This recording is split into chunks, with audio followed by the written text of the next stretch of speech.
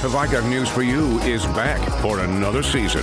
Roy Wood Jr., Amber Ruffin, and Michael Ian Black are finding the funny in the week's biggest stories. Have I Got News for You returns Saturday at 9 on CNN and stream next day on Max. Welcome into The Left versus the Right. I'm James Flippin. He's Anthony Weiner, and we've got 2 hours now to play with Anthony. So if they haven't had enough of us yet, they're going to get a lot more. Yeah, I don't like that verb. We ain't playing. We ain't playing. Even though it's Super Bowl Sunday, we ain't playing. We should do some sports, though, since it is Super Bowl Sunday. And there's some good sports news to get to. We're both very happy about Pete Alonso. I'm wearing my New York Mets sweater which is a really good-looking sweater, I have to say. And there's a lot of stuff to get into, of course, as there always is. National news, some stuff that connects to aspects of finance, international policy. Let's start there. Well, before we do it, also, a lot of people tuning in looking for the middle. We're going to do this instead. We'll see how this works out, because sometimes people say, Weiner, you ain't the middle. And I'm like, all right, it's left, right, basically the same thing. So if you're looking for the middle, I'm going to work in all of my middle material now. We're defining the middle best we can. Exactly. With the left versus the right. So earlier this week, a lot of controversy, a lot of to-do about the fact that President Trump suggested that as a result of the ongoing Israeli-Palestinian conflict, maybe the U.S. could take over Gaza. That's been interpreted to mean some aspect of purchase, military action, some sort of coalition that can maybe be built together. Your initial reaction to that and kind of how you take that in as the representative of the left in this instance? I mean, look, here's the thing. I mean, it's classic Trump in one regard. Completely half-baked idea, and everyone's kind of left to try to fill in the dots. This was kind of crazy from the word go, because he made it sound like, all right, this is kind of a real estate deal. And the thing that I don't quite get is that this America first. I'm not going to get us into foreign interventions. And all he's been doing is talking about getting us into foreign interventions. And this would be the mother of all of them. Now, as a Zionist and someone who acknowledges that the problems in Gaza have been a long time coming, it's 2.1 some odd million Palestinians live there. The idea that they're going to go move and leave sounds unrealistic. But this is the problem with Donald Trump. Listening to Donald Trump talk about complex foreign affairs is like the guy at the end of the bar who's had a few too many, who's like pontificating on everything he sees on the television. It's impractical. Now, I hope that there's an opportunity now that's created out of the terrible adversity that they've had there, that hopefully we can find a way for the Palestinians to have their homeland, to be in peace, to have self-determination, but also to say we're not going to turn to terrorists as our governing body anymore. Gaza, remember, was governed by Hamas because the people of Gaza chose Hamas to be their leaders, and Hamas campaigned for that job by saying, we're going to keep attacking Israel, and here we are. Yeah. But I think it's wildly unrealistic. They've backed away from it, rejiggered it 1,000 times. But the idea that we're going to go do this, no, but you know who should, and Trump did mention this, the Saudis with all of their blood money, the Arab states in that part of the world, go take care of your brethren. Why you complain about how Israel is taking care of this body of land? Why don't the so-called moderate Arab states step up and do it? Yeah, and look, and it's obviously a very complicated undertaking. You're talking about a place that's the size of like Chicago, and I don't know how many people that were displaced by the ongoing war. What percentage of the population, in other words, isn't actually in Gaza right now? I don't know if there's any available humanitarian figures on that, but you have to figure that, if nothing else, the status quo clearly isn't working. And you refer to the fact that Saudi Arabia potentially could play a role in this. They've since come out and basically said we're not going to recognize Israeli diplomacy or whatever they said in terms of this plan for the U.S. taking over Gaza. I think that there has to be some way to negotiate the involvement of Jordan and Egypt and basically say, I know you guys have basically said we're going to punt on this for as long as we can, and we don't want anything to do with the situation in Gaza, but that just can't be acceptable. You have to figure out a way to get those people involved, those nations involved, and make it a broad coalition so that this whole situation is no longer just waiting for the next terrorist attack. Yeah, but remember, when people talk about Gaza, the Egyptians have also said we feel threatened by Gaza. The crossing that comes from Egypt into Gaza has been locked down because Egypt doesn't want these people coming into their part of the world either because they're fearful they're going to destabilize them. Mm-hmm. And as far as Jordan's a relatively small country. They already have a bunch of Palestinians. The Hashemite kingdom probably thinks if I have too many Palestinians coming here, I might have problems. Listen, let's face the facts about Gaza, and it's a little different in the West Bank, and it's different in the Golan. No one really wanted Gaza. Israel got stuck with it. Israel got stuck with it because they were attacked in 1968, attacked in 1973, attacked when they were created in 1947-48. So to some degree, those Palestinians are left in Israeli care, I say with air quotes, because no one else wants them. Mm-hmm. That's the fact for these people. And I just think Donald Trump talking about whose job this is, that's not a bad thing to do. Saying it's going to be the United States of America, because frankly, that is not a place that we want troops. We are supportive of Israel. Ultimately, I believe that Donald Trump is wrong if he says there's no two-state solution. That's the only one for long-term benefit of Israel and the entire region, I think. Well, Trump has said that there's definitely, and at this point he's clarified, this is not like a U.S. boots on the ground, troops directly involved type situation, and I certainly don't want that. I don't think anybody on the right wants that either. But in terms of the role that the U.S. could play here, I'm struck by the in-between a rock and a hard place thing that Israel constantly deals with here, because clearly in terms of hard power, they could just take out Hamas and just flatten Gaza even more than it's already been with the ongoing war. But they can't do that because the way the international community would say, you're colonizers, it's genocide, it's all this. The U.S., maybe we have to be the ones to kind of take that hit in this instance, not just in terms of providing the money, but also directly being even more involved than we already are. I know, but there's 2.1 million human beings there. It's not like this whole idea of flatten it, that means killing millions and millions of children, or hundreds of thousands of children, or millions. I don't buy the argument when people say, there's no one innocent there because they voted for Hamas. No, there are kids there. Mm. They haven't committed any crime. They don't have any politics. They're just trying to grow up. So I think that ultimately it's not in anyone's interest, this whole notion of flatten it. It doesn't change. You can't wipe out 2 million people and just say, that's the way to solve this problem.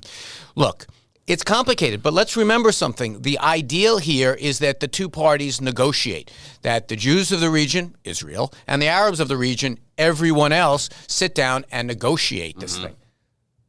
Place haunted now? I'm hearing doors opening and closing coming around in the back door of the studio here. That's we actually share the space with a bodega, so it's like I have no idea where.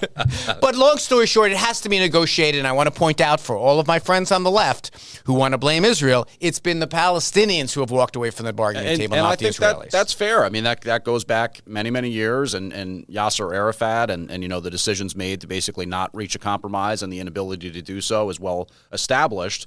Look, it's kind of my go-to line with this whole thing. We're not going to solve peace in the Middle East over the course of a radio program. And I think, if nothing else, it's definitely bold and decisive talk. You refer to it as somebody kind of at the under end of the bar, having too many and spouting off. Sometimes it takes a little bit of creative thinking and what you might define as craziness to advance the ball down the field. In this case. Let me just say on that, here's what it does do. It gets a whole bunch of people that never paid attention to the details of it before to finally say, what's the problem with Trump's idea of like wiping it out and taking it over? Well, then you've got to go tell the story. One thing I always say, Israel is at a big disadvantage in the public fight over that part of the world because for the Palestinians to tell their story, they get a kid in blue jeans that are ripped, they put on a bandana and throw a stone, their whole story has now been told. For Israel, you got to know a little bit about the history, a little bit about the challenges there. And Trump, at least the conversation has gotten people thinking, well, what's the matter with just making this the Riviera of the Middle East? Well, you've got a lot of people who are living there, and I think we should remember the humanity of the thing, that the Israelis have a right to peace and security. The Palestinians, they should have some right of self-determination. But if they keep choosing terrorism, they're going to keep getting back to this spot. And it'll be the American strip. Okay, moving on. So Trump's tax plan here kind of taken shape. It was on, I guess, maybe Thursday that he met with House lawmakers, and they talked about the way that they want to implement some of this. Of course, well known from the campaign trail, no tax for tips. Trump has also talked about no tax on seniors, no tax on overtime. He talked about closing the carried interest loophole. So, Anthony, I'll kick it over to you on your thoughts here with this proposed tax plan. Love it. I mean, I love those things. It's interesting.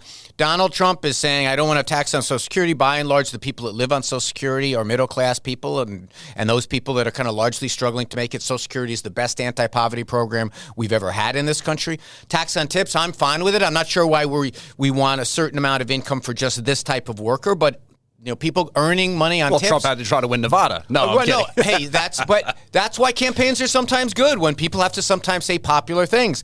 No tax on overtime. Again, these are Democratic things, middle class. And the last time they did the tax cuts in 2017, it was overwhelmingly for very wealthy people. Carried interest, for those of our listeners who don't know, these are hedge fund guys. That's not earned income.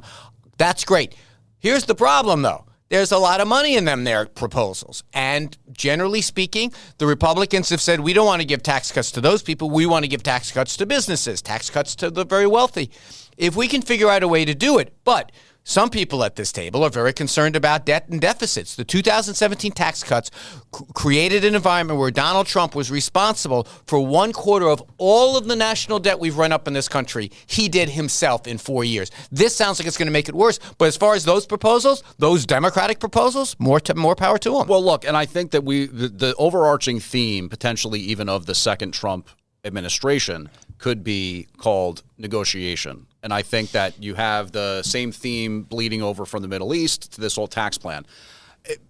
I'm curious to get your take on the way Congress kind of functions and the way House lawmakers could potentially be the ones to push through one entire bill that has the tax plan in addition to border security. And then if it goes through the Senate, it's going to be more piecemeal and stuff like that. But putting that on hold for a second, I think that the interesting thing about the carried interest loophole is myself, many other conservatives, people on the right, thinking about the way capital moves and flows and how important investment is. If we could lower the capital interest, the capital gains tax, and at the same time remove that loophole. So I don't know how many hedge fund managers there are in the United States that are making, But remember, again, it's a drop in the bucket compared to the big Remember, picture. Steve Moore just got off our airwaves. If they're here, they're listening to us now. That's true. I should tread lightly. But no, that being said, if you say, okay, fine, these people who work on these big funds, they have to pay their income tax rate, but we're also going to, in the interest of drawing in more capital from offshore, let's say, or bringing it back, given the way capital moves in response to tax rates, let's lower the capital gains tax even further. How would you feel about that? Well, listen, here's my general bias. Earned income should be taxed lower than unearned income. You work hard, you're on the construction site, you're slinging hash at a diner, you're working hard as a radio host. Those things, your work should be taxed lower than dividends, then carried interest, then capital gains, then money you make in the lottery, then money your relatives handed down to you. Those should be taxed higher. That's my bias. I honor work. This is a democratic principle. I honor the work that you do. Now, if people want to say to me that we should encourage people to invest in ways that grow the economy, that's why we charge less tax on capital gains. We want people to invest in businesses. I guess I'm fine with that as an idea. But here's what happens when you and I are trying to figure out tax laws. We're thinking, all right, what's the tax rate? Because we're taxed on our earnings. Rich people don't care about their income. They care about things like dividends, and they're getting taxed less. Mm-hmm. I don't believe, frankly, Elon Musk and Jeff Bezos should be taxed less than the people that listen to our show. I just don't believe that's a fair thing. I think that's a fair perspective, but at the same time, I also wonder sometimes how much Democrats or just people of the left, let's say, get caught up in some of this kind of punitive way of looking at it almost. Like you don't like the fact that the rich people who have these investments are not paying as high a rate of tax as income and stuff like that. But it has a lot to do with the way the economy functions and works and the way you want to incentivize investment. First of all, you're never going to get me to argue against cutting the income tax or getting rid of it altogether, frankly. So I'm kind of on the same side as you on the one side, but then I'm also saying we can't. Let me ask you something, though. Should we give Jeff Bezos a tax cut? I mean, I can't really picture that being something I would sign up for just on its face. Right, but 2017, we gave people like Jeff Bezos enormous tax cuts. They're doing fine. Elon Musk is doing fine. The very wealthy are doing fine. But generally speaking, I guess I am in favor of just cutting taxes, period. Because but wait a minute. Hold on a second. You've got taxes, and I know you don't like this language, is a way that we decide who's going to be responsible to what, who pays for what. Someone has to pay for the Department of Defense. Someone has to pay for healthcare. Someone has to pay to pave our roads. Someone has to pay to clean up that subway I just got off of. Okay, someone has to pay for these things. So we collect taxes. We don't like it. I know. Nobody ever wins an argument saying, I love taxes. But I want to tell you something. I know I want to pay more taxes. I want to pay more taxes because that means I'm making more money, right? If I'm ever paying $1 million in taxes, I am loving it. But when we have to decide how we fund government, I would rather give Jeff Bezos a tax increase and cut the taxes of our listeners. That's my bias. So if someone is going to get a tax cut, it should be, I believe that tax cuts ultimately should be around fairness and if we need to fund stuff. Mm-hmm. In the days of the Gulf War, we should have raised the tax to pay for that war because we didn't pay for it. We just did it on a credit card. In today's world, where frankly I don't think revenues are a real big issue. Now it's just a matter of what's fair. And what's fair is those things you listed that Donald Trump said he wants to do, tax on tips, Social Security, those types of things. I'm fine. But if you're going to give a tax cut to Donald Trump, your priorities are in the wrong place. So we're talking about taxes. We're talking about different ideas of what the rate should or shouldn't be. Rich people like Jeff Bezos, the world's richest, Elon Musk, as you say in our little rundown here, keeps rolling. Where are you at with Musk and Doge and the stuff that they're doing with USAID? Here's the thing. I just have a problem with the whole accountability. I don't know where this guy... Look, let's put the shoe on the other foot. Let's assume it was Mark Zuckerberg, who under a Democratic administration... The conservative Mark Zuckerberg? Yeah, or the exactly. liberal one? Which one? Exactly. Good question. Mark Zuckerberg of 2016, Hillary Clinton wins. They give Mark Zuckerberg the keys to your private information at the Treasury Department. I'm going to guess here, you'd be losing your marbles. Mm-hmm. You're like, we're turning this over to a big social media guy, the people who can't keep their own information safe, who can't run their own business, who clearly have the finger on the scale for one party and not the other. You'd lose your marbles because not so much that reform of government was happening. You wouldn't even mention that. You'd say, why are we giving the keys to our private government information to this guy? That's the way I feel about Musk. There's no transparency. We have no idea what he's doing with the access, and there's no transparency. And every once in a while, we'll see something on Twitter X, we found $80,000 worth of New York Times subscriptions, which turned out to be utter baloney. And we have no trace. So it's the transparency part of it. The reform part of it, knock yourself out. Okay. So first of all, I will add some grace to the discussion and say, yes, I think that the oligarchical nature of kind of Musk and Trump is something that anybody would naturally be concerned by. And certainly if the shoe was on the other foot. Front row with the inauguration. I couldn't get you to bite on it then, but yes. Like you said, if it was a hypothetical of a Zuckerberg or somebody like that on the other side, then I could certainly understand your perspective. But let's just be frank.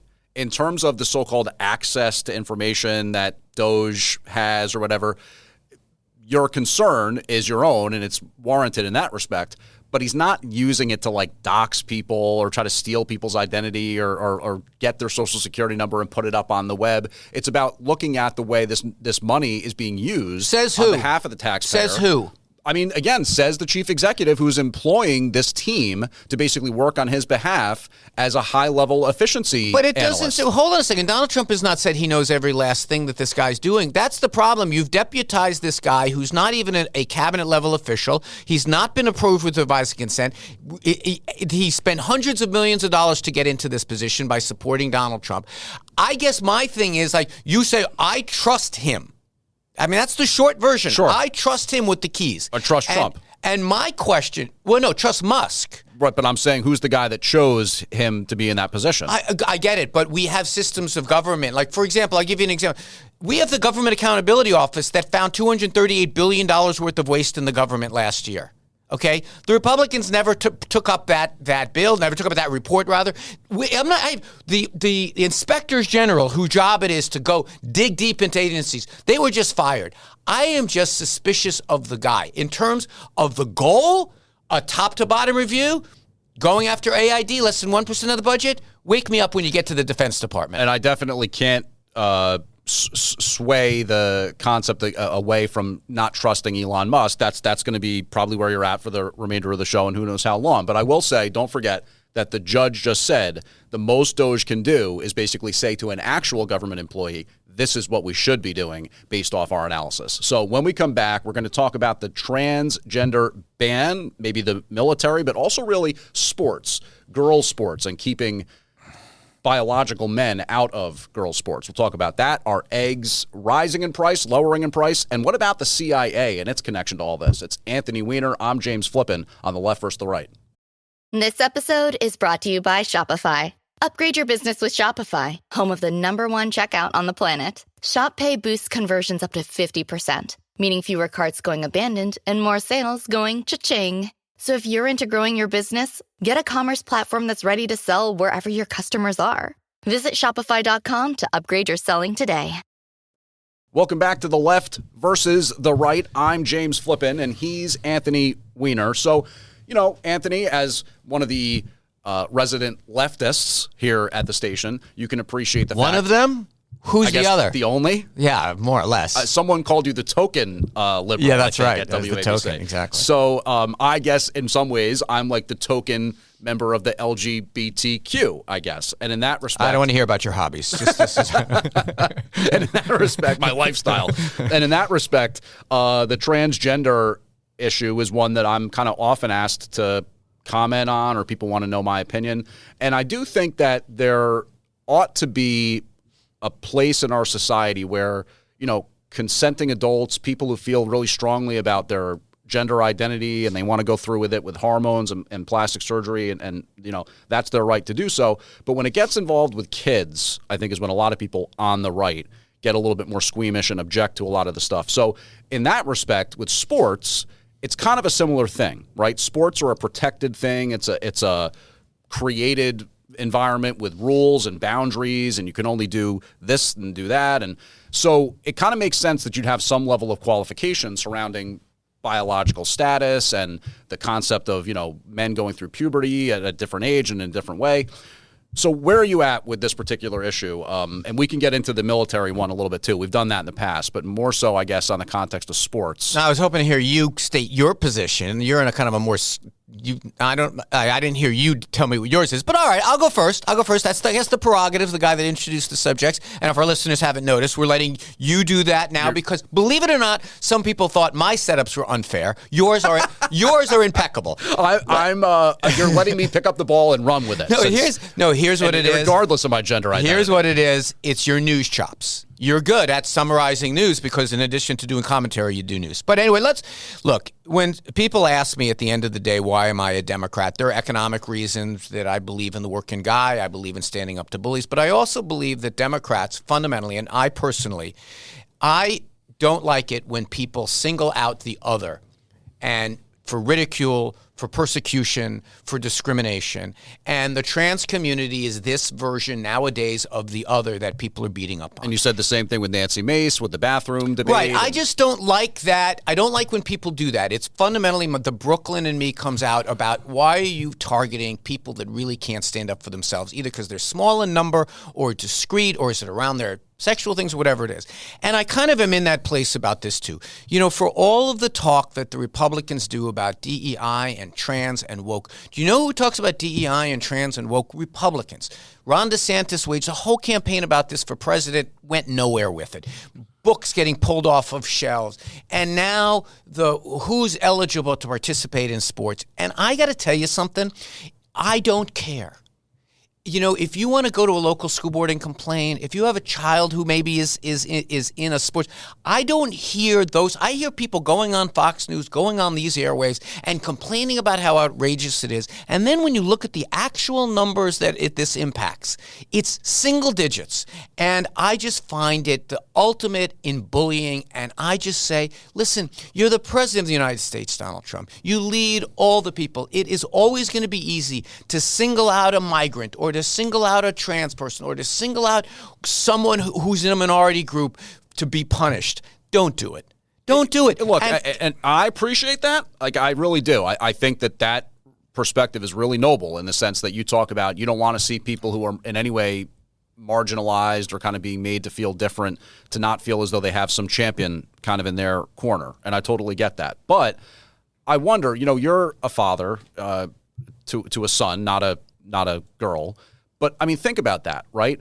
In terms of what it is to play sports or be involved in athletic competition, and we're going to do some sports later today, it's kind of, you do have to have parameters, right? Like when I played youth football, there was a rule that said, okay, if you're under 7th grade, you can't be more than 150 pounds and carry the football. You know what I mean? You can't be a wide receiver. You can't be a running back. You can't be a quarterback. You can play on the line, but you can't do that. There's other things that are just practical applications of it, right? If your kid is husky and tall, they're probably going to be a forward on the basketball team, not the point guard. And so there's certain realities in life that you can't necessarily get away from. I think that it's a misnomer to try to teach kids who may be trans or trying to figure out their gender identity that there's no sense of you might not be able to take part in certain things just because of your identity. In other words, if you are a biological male and you want to transition and you want to go through the hormones and you want to do this, and by the time you get to a certain age, maybe you're going to choose to have the surgery, whatever, you should know that this is going to have to be a challenge for you in many different ways. Yeah, but it's not just, you can't just run away from that. Well, no one's running away from the idea that these are complicated questions, I guess. And sports has to go with that because, I mean, again, if Yes, you're a biological male, you have physical Let's first of all, let's be careful now because you and I might be you might have more knowledge of this than I.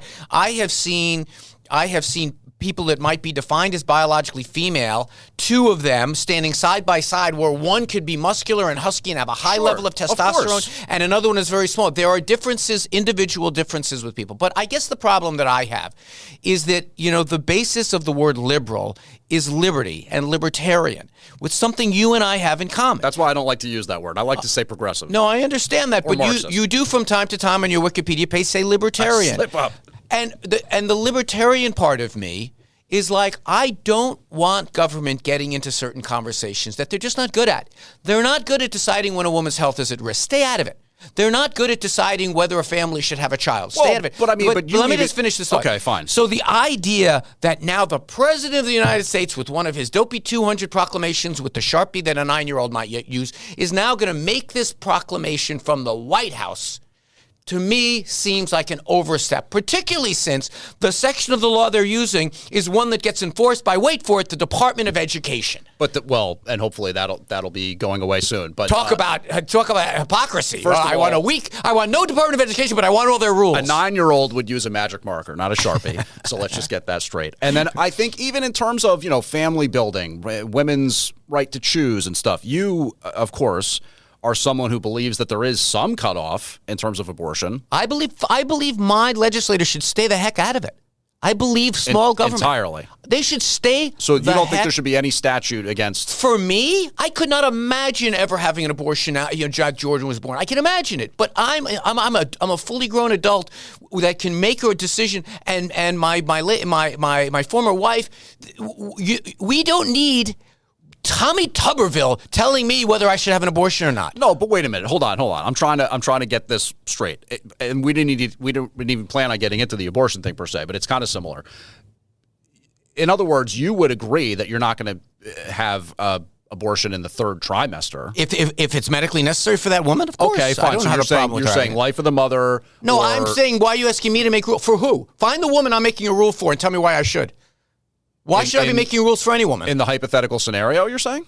Any scenario, a real one. Get a woman in here and ask her if I should be making decisions for her, or some majority white legislature in Texas, a male white legislature. All right, I believe that government does not belong in every aspect of our lives. And you know that I agree with you on that, but I'm surprised that you wouldn't at least agree there's some point at which you're even not in favor of. I believe there are some issues, and maybe this is one of them.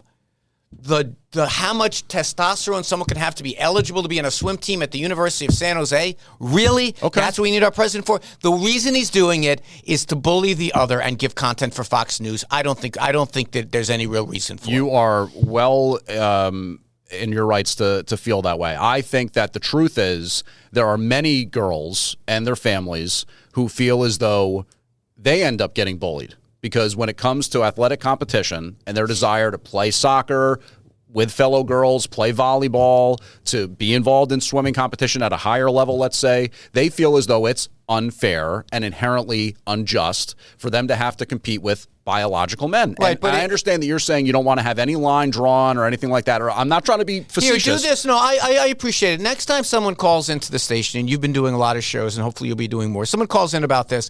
A question I always ask my listeners is, has this happened to you? Do you have a child who is competing against someone who you believe is not of the same gender? And 99.999% of the time, no, but this person, or Riley Gaines, or whatever it is. And that's the point. We're a society that loves to have fights and conflict. And so we're having a conflict now with the people who are the subject of it are minuscule in number, and they feel that is just people bullying them. And I see no reason for it. I think that you're actually totally right in saying it's not as widespread as people think, and maybe it's not that big an issue. It's kind of a scare tactic, maybe sometimes. But if this is going to truly be an example of society changing and gender identity becoming more fluid in terms of not just what boys and girls are allowed to do, the toys they can play with, the colors they can wear, but whatever, it's actually in the sense of trying to normalize this concept of your brain as a gender versus what your body is and that kind of thing, which, again, to be totally clear, I have no idea. But if that's where we're going, then we do have to have those discussions about setting parameters around things like medical treatment, sports, the way what is we're you codifying use the it, pronoun we. bathrooms. We use the pronoun we. You and I work at a radio station. If someone is out there with a real question around who's going to be eligible to do what, you grew up and played Pop Warner football and they made some rules and the community said, all right, let's have these rules and move on. You say we.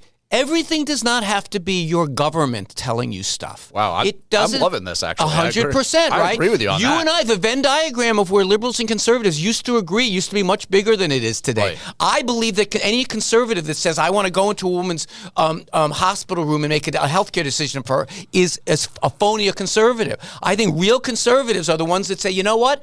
I might not like the decision that woman makes, but I respect her right to make it, right? We had a moment in this country with Caitlyn Jenner, right, where one of the last remaining barriers fell, that someone was a poster child for a thing that made some of us uncomfortable, but we finally had an open conversation about it. They were allowed to come out, be themselves because of Caitlyn Jenner. Now, if Caitlyn Jenner wants to go compete in men's sports, should I care? Why should I? Well, whatever. That would be quite a Back to the Future moment. It would be like, who cares what? It's a relatively and by the way, Kris Jenner comment. And by the way, let's keep in mind something else. Somewhere there are even young people, old people, people who for their identity, this is how they identify, this is how they feel, this is how comfortable. They're not playing sports. But what we're saying to all of those people, there's something wrong with you and we're going to bully your whole community around this issue of sports. And I don't believe in doing that. So to put a bow on this then, in other words, you're kind of making the argument that you feel as though if a town in Alabama says we don't allow individuals born as men to compete in girls' sports up until the age of 16 or 17, then that's what that community does. If here in Manhattan, there is no such thing and anybody can play, much like with the abortion thing, kind of making an analogy, that's the way you think is the better way to handle it. I don't think people should ban books because they mention gay people anywhere in the country. However, I also don't think that the president of the United States or the governor of a state should be calling to do it. I think we have school boards. Let them figure this stuff out. And will we always be happy? No, but that doesn't mean we have to constantly weigh in on every issue. You guys are obsessed with this woke stuff, and I just think we got to get over it. There's important stuff out there. So from one obsession to the next, and this is the left versus the right here on 77 WABC. He's Anthony Weiner. I'm James Flippin. And we're rocking along with the 2-hour version of the left versus the right. If you're looking for the middle, well, we're trying to identify it right now. But eggs are up in price. It's, of course, a function of just inflation in general, but also love it. Also, bird flu. Oh yeah. We just had the closing of on January 21st. Bird flu.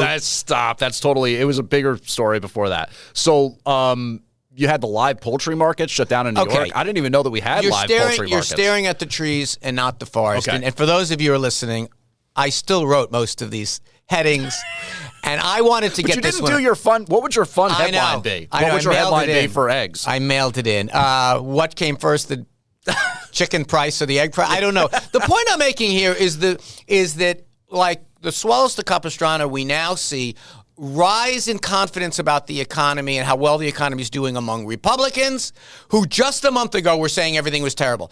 I don't hear people on the airwaves here at ABC talking about inflation anymore because the reason is it was coming down, it's still lower, and there are still things that are expensive. But more importantly, we just got done with 6 minutes about trans rights, and the President of the United States did not get elected on that. He got elected on immigration and inflation. And I am waiting. He said on day one, prices are going to come down, and the Biden economy is still humming along, thank God. But the Biden economy. When is Donald Trump going to have a proclamation on bringing down the price of eggs? When's that going to happen? All right. So I think that you have to have the understanding that a ship turns slowly, right? Like you don't just quickly. I love it. All of the Biden talking points. I was waiting. Throw the wheel, and inflation is transitory. Oh wait, no, that is totally the Biden talking point. No, and look, in terms of what's going on with the eggs right now, obviously. I am concerned that if there's going to be a total decimation of inflation's flocks, out of control, right? That it's going to have a inflationary pressure. Here's the thing: inflationary pressure and inflation are two different things. Is inflation out of control right now? Yes. Okay. And there's factors. Who's the president? Factors behind which. Why do you think Doge is so busy? Exactly. Why do you think Doge is so busy? For years, we're cutting the government spending. So when Joe Biden dramatically Joe Biden, yeah, whatever. That's a good one. Biden, I gotta use that. I don't know when you How does nobody have that before? Trademark. Yeah, seriously. When Joe Biden said these same words, you scoffed at him. I just want to point out that this is still the Joe Biden economy. Things are doing better, but I have not seen Donald Trump talk about egg prices. All right. Coming down. And there is still concern, of course, with AI, and nobody knows for sure what's going on with the AI deep eggs? seek. I'm ready. Oh yeah, let's get some AI eggs. Bring me an AI like Star omelet, Trek. Salas. Like Star Trek. Computer, give me some omelets. All right. When we come back, we're going to talk about the CIA. We'll also talk about Pam Bondi, who just got confirmed as AG, and what's going on with foreign influence and the way that connects to the government. It's Anthony Weiner. I'm James Flippin, the left versus the right on 77 WABC. Welcome back to the left versus the right. He is Anthony Weiner. I'm James Flippin. And rocking along with the 2-hour version of LVR, as I sometimes like to refer to it.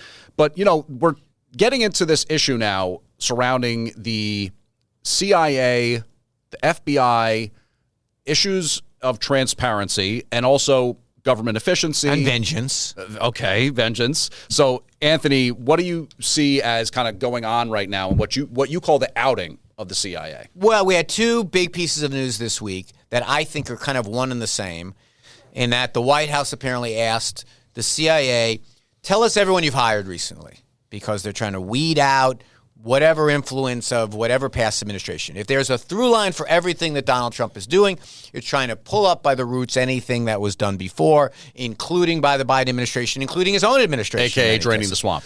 AKA draining the swamp. Call it what you will. But they're doing it in ways that, frankly, endanger people's lives. They asked the CIA, send us everyone hired at the CIA in the last 2 years. They sent it over to the White House in a non-classified document that is now floating around Washington. Can you imagine the glee that the Chinese have now that they have a list of everyone recently hired at the CIA? The FBI, we talked about it last week and the week before. The Doge or the White House or Pam Bondi or whoever it is says, we want to know everyone at the FBI that worked on the January 6 cases. There are 13,000 FBI agents. They think as many as 6,000 might have been working on this big crime scene of January 6th. And the FBI agents have been saying, wait a minute, I don't want to have my name out there in the world as someone who worked on this case. I wonder why. Well, because they've also they also worked on the Bin Laden case, right? Those people, who knows who wants to get there. So I guess the thing is, and that's why when you did your setup, it says we're draining the swamp, we're reducing headcount, whatever it is. No, you're engaged in these acts of vengeance. And the FBI agents and the CIA agents that work for our country, they're patriots, man. And these people should not be endangered by a petulant orange leader in the White House saying, I want to get rid of everyone who ever worked here. We need CIA agents and we need FBI agents. And the only reason I can think of, and we're going to get to this a little later, you'd want to get rid of CIA agents is they probably know about the foreign entanglements that you and your administration have with the Russians and others. Oh, boy. I waited. I wanted to. Now you know why they took away my right to set up these issues. I wanted to get Russia in there, of course. And I'd also like to just note that orange is the Mets letters on your sweatshirt. tanned flesh is the color of which. Really? Can I ask you about that? Why is the tan flesh line look like a mask around his face? Unlike our own Sid Rosenberg, he's smart enough to wear the actual glasses. You got to wear the glasses. I know nothing about tanning beds, but you do have to wear the glasses to protect your eyes. Are you telling me that Donald Trump, oh, this is such a gross image, sits on a tanning bed? By the way, didn't you see he just got his eyebrows done? He looks ridiculous. They look kind of weirdly colored in a way. Dude looks ridiculous. He looks great. What would he look like if he didn't have the orange spray paint and the weird hair? Who knows? I would actually, there's been plenty of memes online that have said, like, they joked, like, when he comes back for 2.0, he was going to have like a buzz, like shaved hair and like a little goatee and like no dye and none of the fake tan. I do almost wish that he kind of was willing to embrace that, but it's so much a part of his image now, the entire thing. But you remember you can't separate it. You remember we're getting off subject a little bit. You remember there was this moment, I don't remember where President Obama wore a tan suit. Yes, and I swear to God, the heads exploded over at Fox News and whatever the different. And I didn't understand what the kerfuffle was about. I'm like, hey, he looks fine in a tan suit. He's a black guy. He looks fine. Why don't we pay more attention to how ridiculous our cult leader looks? The guy's, he's orange, for crying out loud. People get very mad at me when I don't slap your hand for saying cult leader. Last week I had 2 calls about how rude I was, and one of them even said, ask your mom, and my mom texted me and says, oh, no, that's when I called the president a prostitute. Yes, I shouldn't have done it. I shouldn't have called him a prostitute. Yeah, it was with us when I said that he's selling all this stuff for... Oh, okay. I was like, he buys shoes and Bitcoin and Bibles. I'm like, he's just selling himself. Well, we could get into some of the stuff with Bitcoin, as a matter of fact, when we do some of the other stuff that you. But anyway, getting back to this. So with regards to the CIA, let me just say that I would agree with you that I certainly don't want to see any agents outed and put at risk at home or abroad by any sort of electronic communication that puts that kind of stuff at risk. The term recently hired, I'm not really sure what that... They did last 2 years, they wanted to know. Okay, so I would imagine as though, and maybe you do, I don't, that there's some limit to which, like, in other words, you're not going to have been inserted at some covert operation in Beijing in the last 2 years. I'll be honest with you. You're the guy that knows all the conspiracy theories about the CIA. I got to check. Let me check my dossier. All I know is what I see on The Diplomat on Netflix. I don't really know how it works, but I don't think, by the way... 2 years, I don't think they're deep into the CCP. No, but I think that So they're trying to cut down on the federal largesse. Oh, you think that what they're asking those names is because they want to reduce the CIA by that number of people? Maybe. I mean, look at what happened with Marco Rubio. He said, there's like 12,000 people working for the State Department. I only need 250. Did he say that? Something like that. I don't mind, just to make it very clear, I don't mind, there's this notion of zero-based budgeting. This idea that what we do in the federal government is we look what we're spending and figure out how much less or how much more we should spend. If someone wants to make the argument we should do zero-based budgeting, which is you look at everything and then decide what you want to spend, I'm fine with that. Mm-hmm. You've been consistent on that, I think. I do think there is kind of this philosophical thing that goes on where, like, the new guy comes in, like he did at Twitter, and say, I'm going to slash the budget. We have here at the radio station this room of electronics where the transmitter hooks up to whatever it is. We have a guy, Chris Libertini, who's got this big board of Senate, just coming and saying, all right, let's just fire everybody. We would not know what we're doing. This whole idea that expertise is a vice in government, where we know it's an asset in every other walk of life, is mind-boggling to me. We say, we want someone who runs it like a business. Well, look at what Elon Musk did at Twitter. Elon Musk went in, he bought something for $45 billion. It has a market cap or value now about $16 billion. Okay? Was that a success? He lost all the advertising. He fired a bunch of people. The company is much worse than it used to be. I don't get the idea that if we honor something in life, a professor that knows stuff, a businessman who knows stuff, a technician that knows stuff, why in the federal government suddenly it's a vice? Maybe you can explain that to me. Well, certainly the concept of, not having your budget balanced or things moving in the wrong direction from a growth of debt perspective, I guess I could see why you would say that X has been a failure or less successful. Fewer people, fewer advertisers, lower market cap. Right. Yeah. And you also said something very, very dutifully, a dutiful lawmaker, I would say, when you were saying, who's to say that expertise in government, and why is that a vice? And we want experienced people in government. Yeah, but at the same time, there's no incentive to apply that in an efficient way, in a way that reduces the amount of spending, benefits the bottom line, keeps things in control. What's so the like bottom when you say line that in the case of the CIA? Well, what do you mean? What's the mission? What's the bottom line? It's not all dollars and cents. For example, if you can expend $10 in the CIA to avoid spending $2 million in the Defense Department a year later, Sure.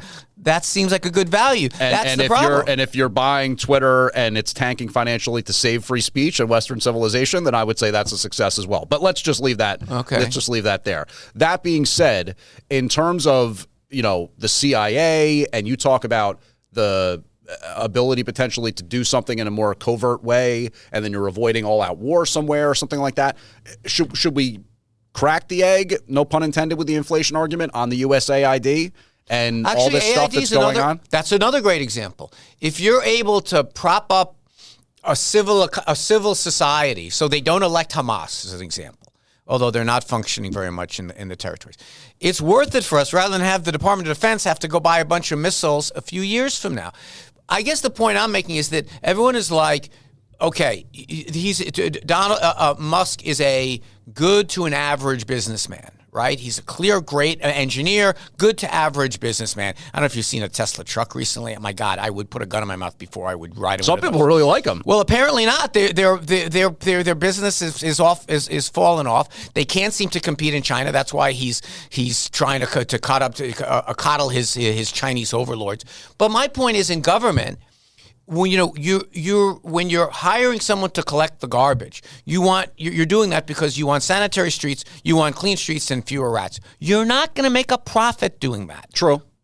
Yeah.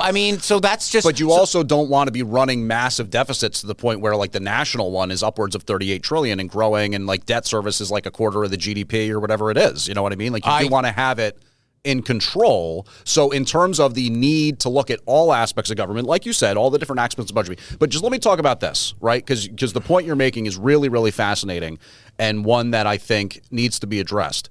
When you talk about the need or the desire through statecraft or spycraft or whatever for the CIA to be able to do stuff that then avoids a larger whatever, how much can we talk about the engineering of politics in 2014 that happened in Ukraine and the color revolution that unfolded there, with a lot of evidence sort of at the behest and urging of our State Department, because they wanted certain people in charge, and we do that all the time with the CIA. And then 10 years later, we've got this massive war between Ukraine and Russia that our Congress is spending all this money on. So forgive me for saying I'm not so sure that we do want to empower the CIA to be doing all this stuff that opens us up to all these vulnerabilities down the road, whether they meant for it to happen or whether they didn't. And I'm not really sure they didn't. I totally agree that we should always be checking our foreign policy to see if they're pursuing U.S. interests or not. Now, different people have come up different. It was seen as in U.S. interest to prop up Pinochet in Chile in the 1970s because AT&T or IT&T, whatever it is, they wanted it that way. Okay, bad idea. Vietnam, probably not a great idea. Iraq, probably not a great idea. I'm not saying that every time we get involved internationally, we're doing the right thing. But I'm saying, is it a policy that we would have with President Flippin of trying to figure out ways to spend dimes rather than dollars later? For example, you don't have to go looking for. We now feed poor kids because we know if kids are less hungry, they're more likely to learn, their brains are likely to develop, they contribute to the economy, they pay taxes, our country gets better. Is food stamps go down as looking like a cost? Perhaps, but just like you and your business friends would say, sometimes you invest in R&D. Sure. Sometimes you invest in things that work out and don't work out. I think that the way you measure things is not entirely in dollars and cents. And I will say this about Ukraine. Our investments around the world don't mean that Xi in China and Putin in Russia don't continue to be assholes. That's too high a bar. We are going to have things that are going to wind up being problems.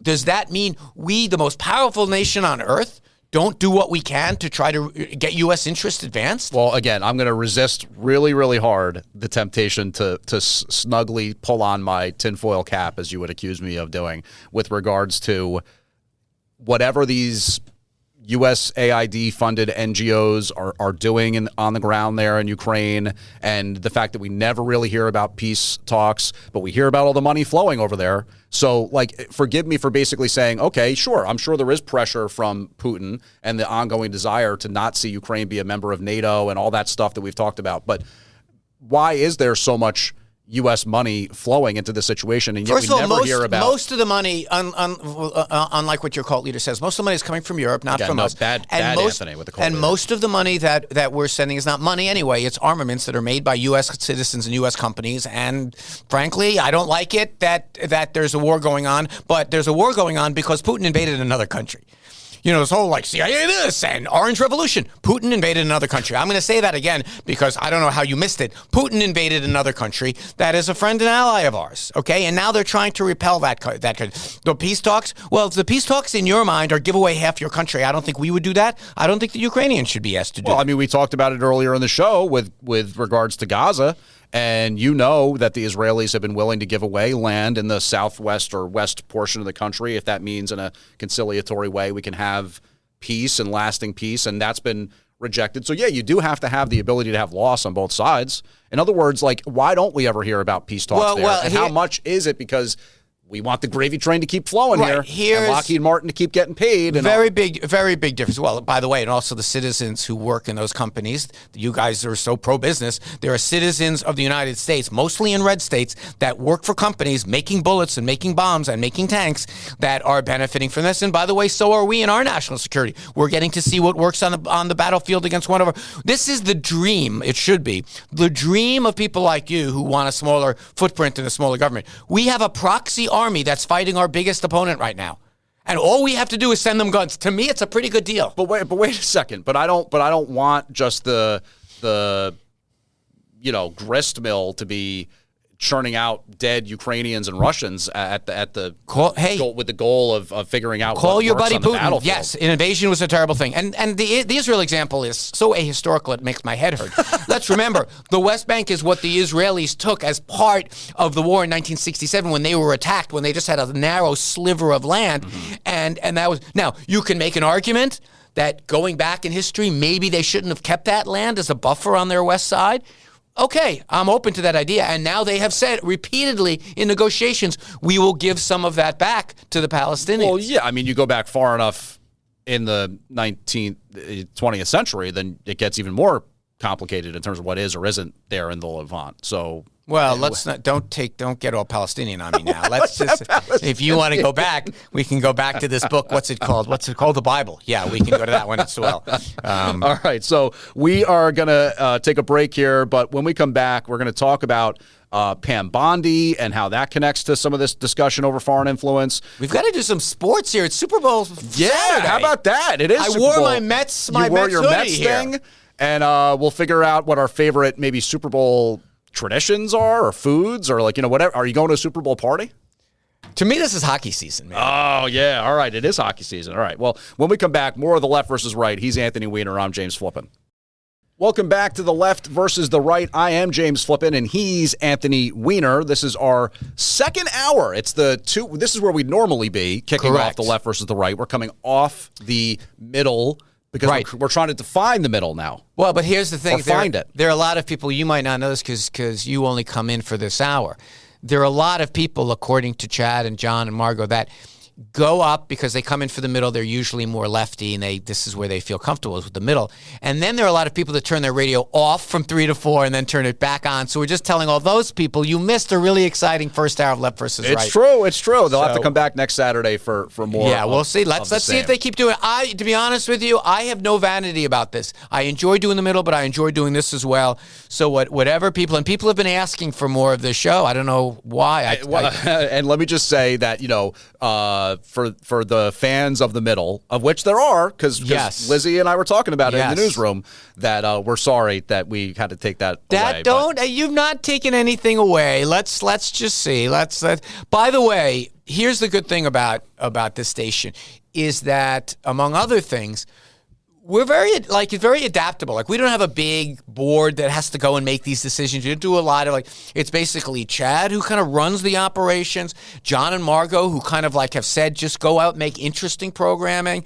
And I think that makes it very entrepreneurial. So I'm glad we're doing this. The problem is keeping Eric Salas awake for 2 hours is turning out to be vexing. We have to get more coffee or something like that. I didn't realize that was going to be as big of a challenge as it is, but we'll get through that. Okay, so one of the things that we were kind of touching on in the last segment was that the CIA is concerned with some of the potential for some of their agents or employees maybe to have been sort of unmasked with the way this document was sent and in request by Trump's White House and the ongoing pursuit of efficiency. In addition to that, there's things tied into the FBI that we should talk about because, of course, Kash Patel is up for confirmation.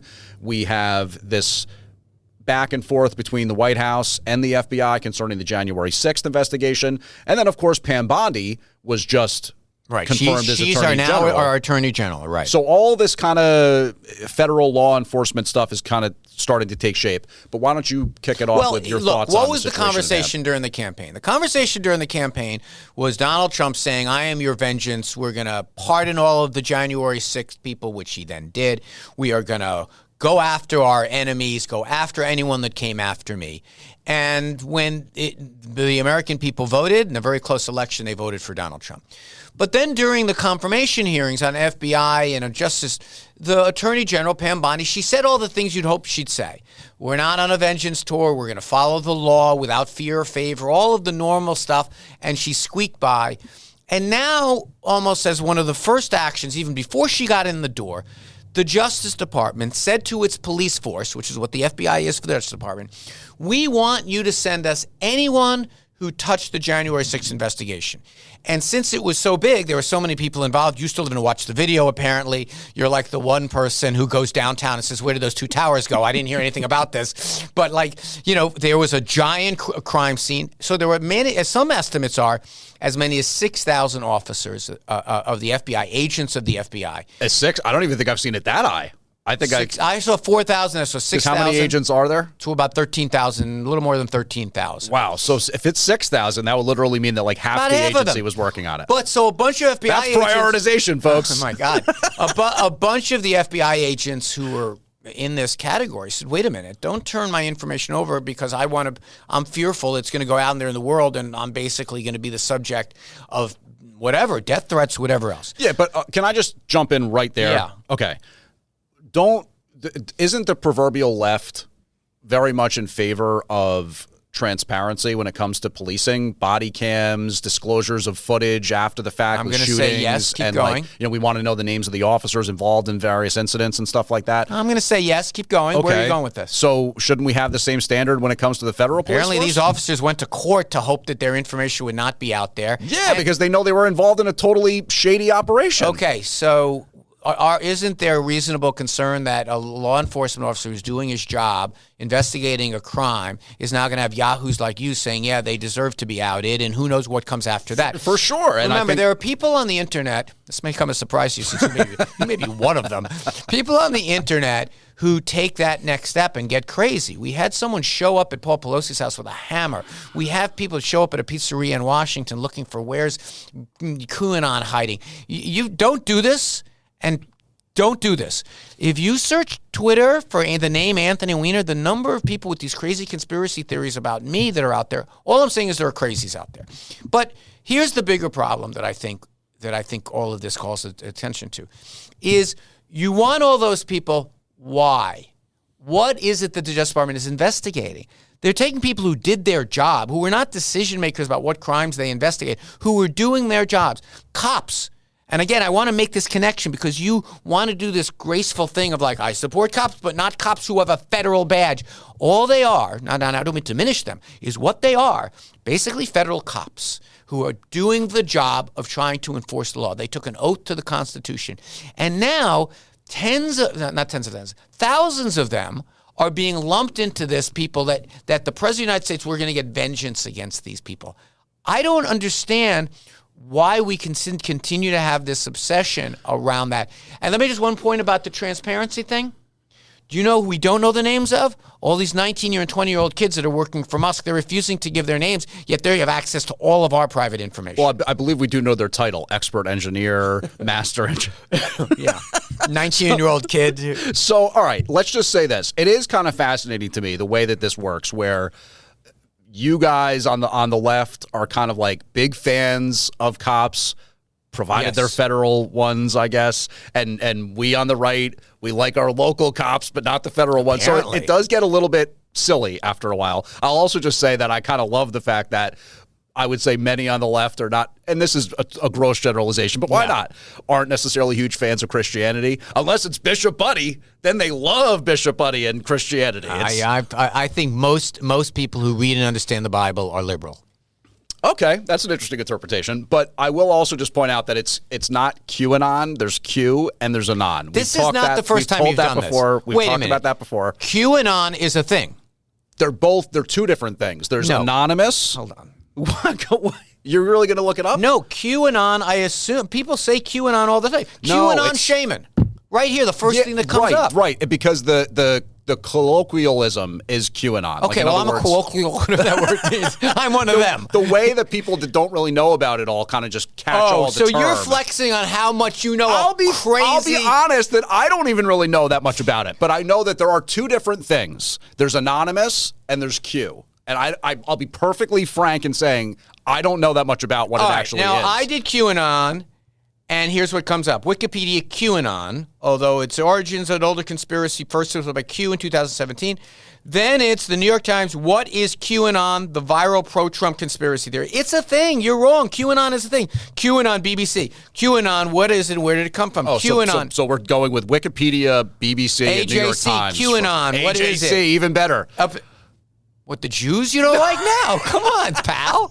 I'm saying these are all leftist organizations that, of course, would just say, here's the boogeyman that you don't want to pay attention to. Congress.gov, condemning QAnon. I'm just saying it exists, but if you want to, should we devote some time to what QAnon even is? But you know what? In a future episode, we probably should. God. But let me if I am ever doing an episode devoted to QAnon, then it's a sign you'll know that you're actually in hell. Okay. I've stayed too long. But look, the January 6th stuff, I'm not going to pretend that I know everything about it. There's so many questions that I'd love to know the answers to. Don't know if I ever will. I largely probably agree with you that even the rank and file agents that were assigned to work on all of that, they're not the ones making the decisions or pulling the strings if there is something nefarious that happened.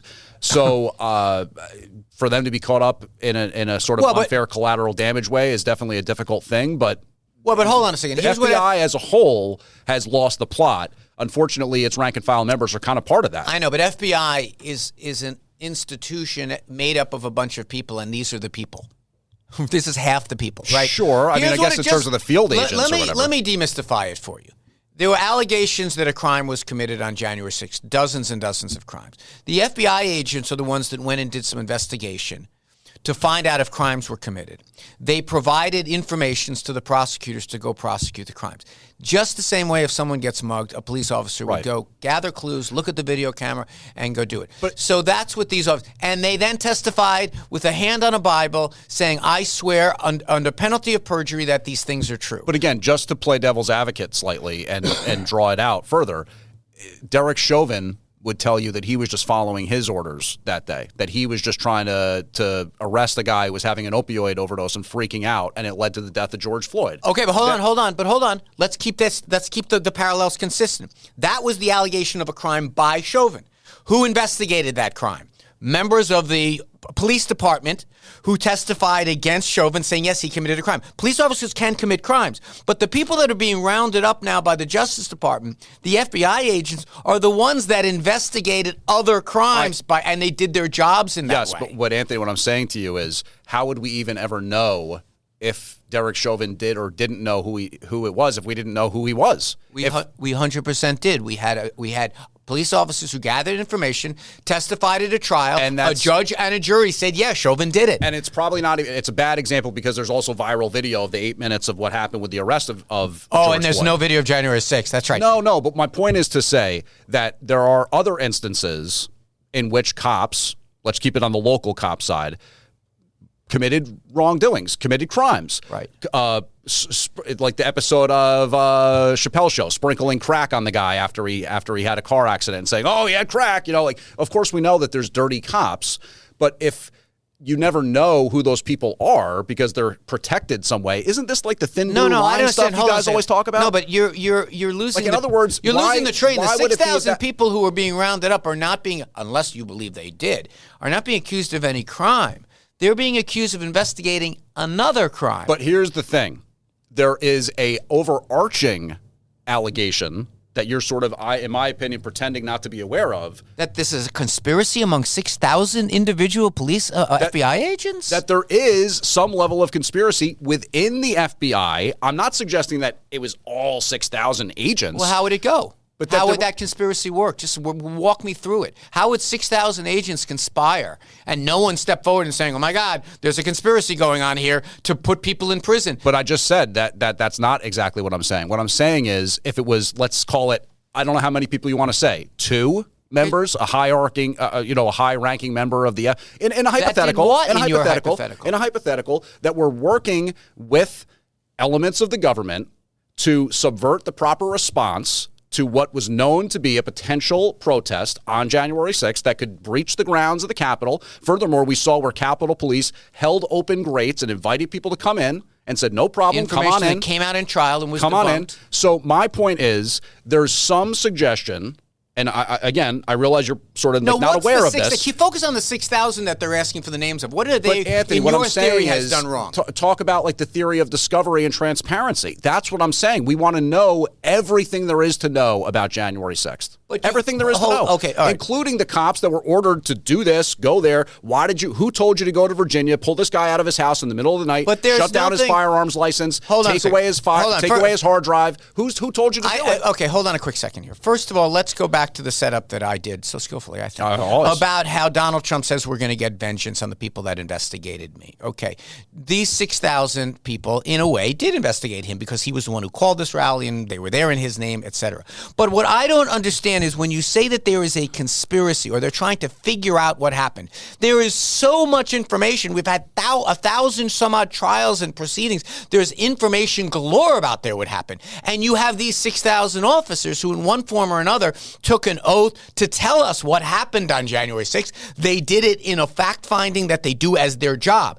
I'm asking you, are you rounding them up because you want to talk to them about what happened? You already know what happened. They've testified to what happened. Are you saying you want to find if one of them was involved in a conspiracy? I kind of think it's hard that conspiracy would not have become clear by now, that not one single officer would have stood up and said, "Hey, my 5,999 guys are on the take." So then I'm just trying to understand the implication then. Are you saying that the only reason that they're asking for the disclosure of the agents involved is inherently to leak it or whatever? No, it's inherently to punish people for doing their job of investigating their cult leader. That's what I'm saying. They're trying to punish people who did their job because their job was to keep a criminal from committing more crimes. He got away with it, your guy. Right. No doubt about it. So wait a minute. But these 6,000 did their job. So you're saying ipso facto, it's a defined and concluded matter that the only thing that happened wrong on January 6th was that Trump invited the people to go to the building. No, over 1,000 some odd crimes. And then all these other people followed through on that and went into the grounds and broke windows.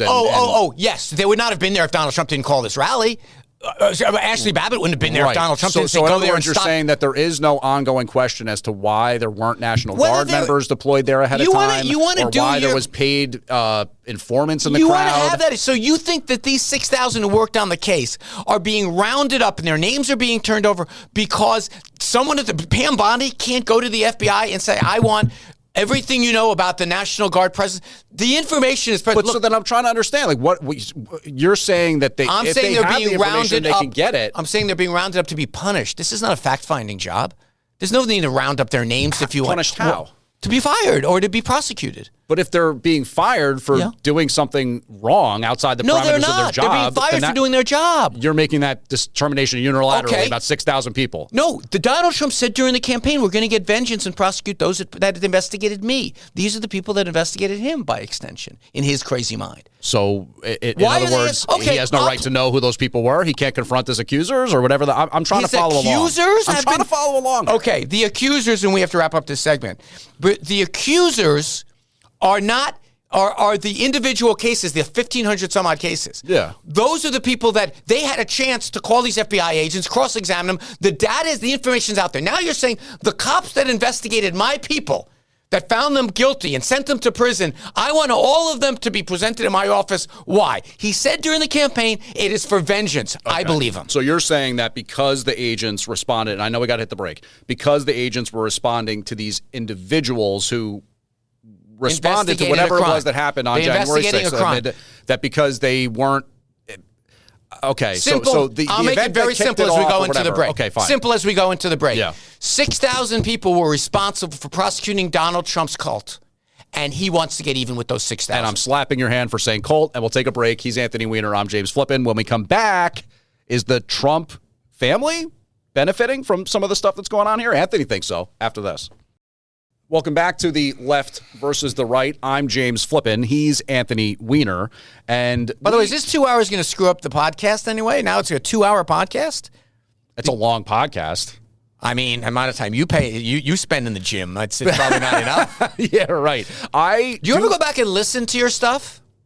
I have at times. I find that I'm totally over the concept of, this is an interesting question for you maybe, because you're not, I've had audio on tape for a while, going back to news stuff and podcast stuff and whatever. Do you still find it weird to hear your own voice on tape? No, but I tell you, I do find myself going back and listening because I'm not as on the air as much as you are. So very often throughout the week, I have a podcast that comes out on Wednesday, The Middle Unplugged. It drops in the middle of the week. But very often I'm thinking all right, let me hold on to this little nugget. I want to say it on the radio, or I want to say it to James. Okay. And sometimes I'm like, did I use that material? And then another thing will happen. Someone, the doorman in my building, is a big fan, mostly of Dominic, not either of us. He will sometimes say, you were wrong about it. And I'm like, I don't remember saying that. Did I say that? And I want so badly to come the next time I'm walking Billy to walk by and say, I checked. I never said that. That never happened. And he's always right. Yeah. And so every once in a while I'll go back and check for that purpose. Well, it is interesting just from a podcast perspective. And of course it's, radio by any other name, but it's kind of on demand.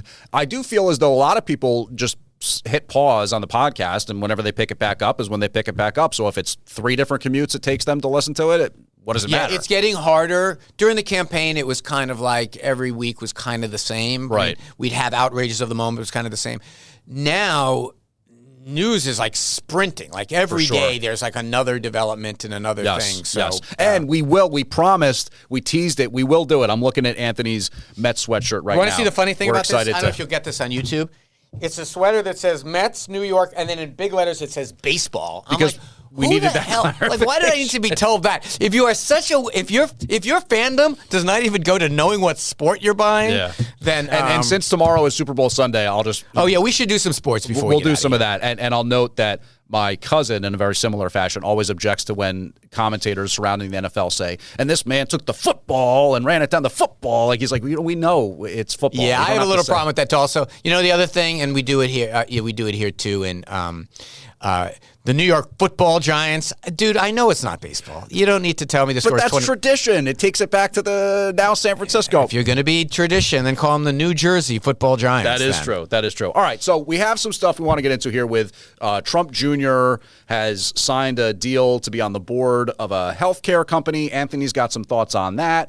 I wanted to touch quickly on the concept of Sanctuary City again, as far as Pam Bondi. Yeah. Did you have something else to add on the FBI? I just wanted to say that the January 6th thing, okay, and at the risk of it spilling over totally over the show all over again, that it's not so much about accusing any individual person when you're in fact-finding mode. You know what I mean? In other words, if there is something bad that happened on January 6th from some sort of conspiratorial perspective, which I personally think there was, you need to know all there is to know about it, including the agents that worked on it after the fact. So it doesn't necessarily mean that they were involved in the original impetus for what happened that day, which would potentially be problematic or criminal, but they may know some things that other people obviously wouldn't. Okay. So it's like a subpoena. Yeah, in that respect. Let me take that at face value.